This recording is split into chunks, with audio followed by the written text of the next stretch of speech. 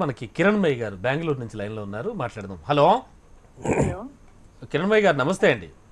నమస్కారం అండి. అడగండి అమ్మా, మీ సందేహం ఏంటో అడగండి.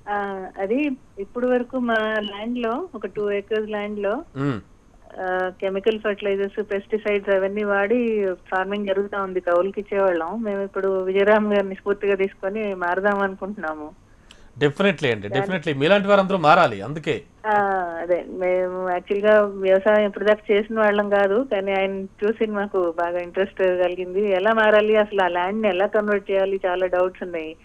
ఆ కెమికల్స్ ఎఫెక్ట్ అవన్నీ పోవాలంటే ఫస్ట్ ఎలా స్టార్ట్ చేయాలో తెలుసుకుందామని.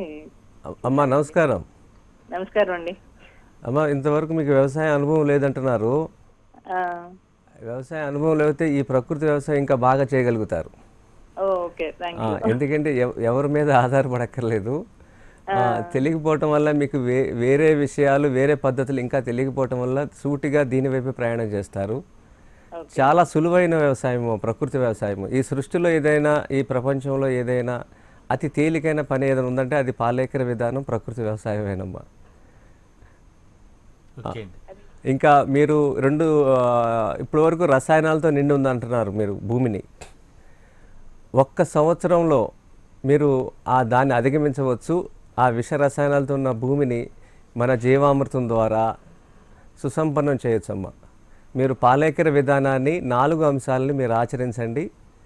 ఆయన సమాచారం మీకు యూట్యూబ్లో చాలా ఉంది. ఆయన పుస్తకాలు అందుబాటులో ఉన్నాయి ఈ రోజున. సో అవి గైడ్ చేస్తాయి.